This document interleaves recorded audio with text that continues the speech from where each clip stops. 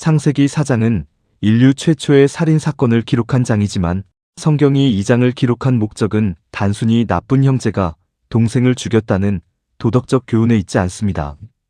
이 장은 에덴에서 쫓겨난 이후 인간이 하나님 앞에 어떻게 서게 되었는지를 보여주는 첫 장면이며 죄가 인간 안에서 어떤 방향으로 자라나는지를 드러내는 매우 중요한 선언입니다. 이 장은 새로운 시작처럼 보입니다. 아담과 하와는 에덴에서 쫓겨난 뒤에도 생명을 낳습니다.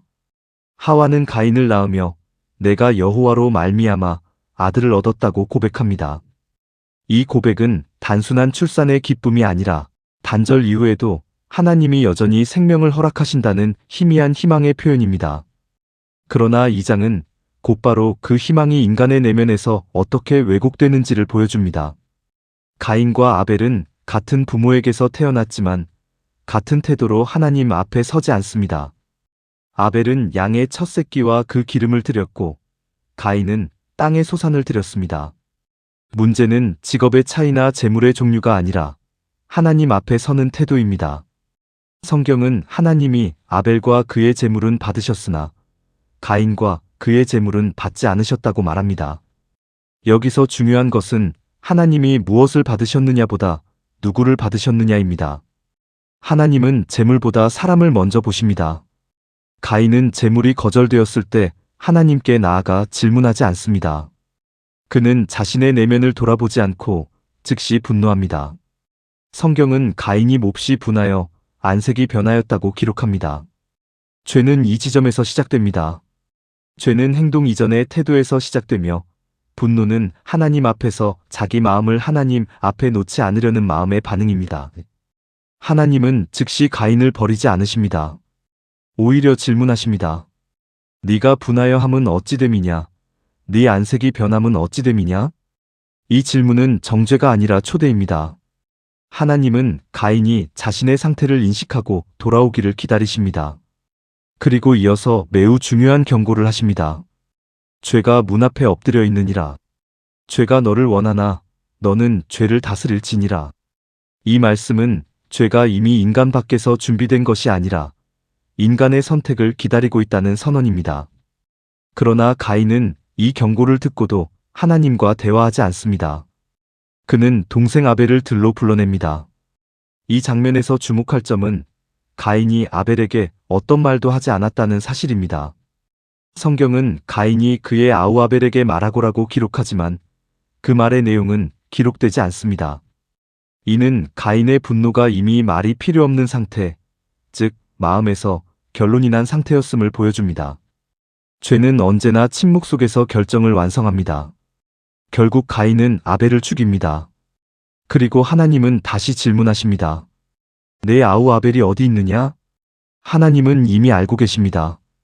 그러나 이 질문 역시 가인을 향한 마지막 기회입니다. 가인은 여기서 결정적인 태도를 드러냅니다. 내가 아우를 지키는 자이니까. 이 말은 무지의 표현이 아니라 거부의 선언입니다. 하나님과의 관계를 끊겠다는 말이며 책임을 부정하겠다는 고백입니다. 하나님은 가인을 즉시 죽이지 않으십니다. 오히려 그의 죄를 선언하시고 땅이 그에게서 힘을 거둘 것이라 말씀하십니다. 가인은 땅에서 유리하는 자가 됩니다. 아이러니하게도 땅에 소산을 들였던 사람이 땅으로부터 거절당하는 존재가 됩니다. 죄는 항상 우리가 의지하던 것을 무너뜨립니다. 그러나 여기서도 하나님은 가인을 보호하십니다. 가인이 내 죄벌이 너무 무거워 감당할 수 없다고 말할 때 하나님은 그를 죽이지 못하도록 표를 주십니다. 이 표는 가인을 의롭다 하시는 표가 아니라 하나님의 주권이 인간의 보복보다 크다는 선언입니다. 하나님은 심판 속에서도 생명을 끊지 않으십니다. 가인은 여호와 앞을 떠나 에덴 동쪽 롯 땅에 거합니다.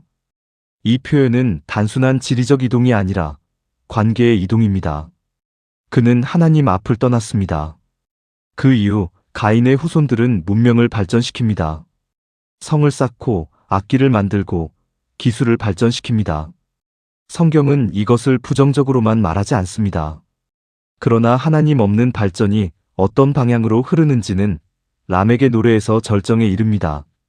라멕은 나를 상하게 한 사람을 내가 죽였고 나를 상하게 한 소년을 내가 상하게 하였다고 노래합니다. 이는 가인의 복수보다 더 과장된 폭력의 선언입니다. 죄는 한 세대를 지나며 더욱 자기중심적으로 진화합니다.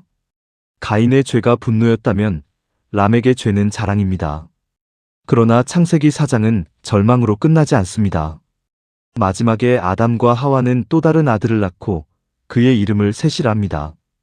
이는 하나님이 내게 가인이 죽인 아벨 대신 다른 씨를 주셨다는 고백입니다. 그리고 성경은 매우 중요한 한 문장으로 2장을 마무리합니다. 그때의 사람들이 여호와의 이름을 불렀더라. 이 문장은 인간의 회복이 완전한 상태가 아니라 하나님을 다시 부르기 시작한 지점에서 시작된다는 선언입니다. 창세기 4장은 죄의 확산을 보여주지만 동시에 은혜의 시작을 조용히 기록합니다. 하나님은 인간이 완전해졌을 때가 아니라 무너진 자리에서 다시 부르기 시작할 때 역사하십니다. 창세기 4장은 우리에게 묻습니다. 하나님 앞에서 우리는 가인처럼 분노 속에 머무는가 아니면 질문 앞에 멈추는가? 2장의 핵심은 살인이 아니라 태도이며 하나님 앞에 서는 자세입니다. 그리고 성경은 오늘도 동일한 질문을 던집니다. 내 아우가 어디 있느냐가 아니라 너는 지금 하나님 앞에 서 있느냐라고 묻고 계십니다.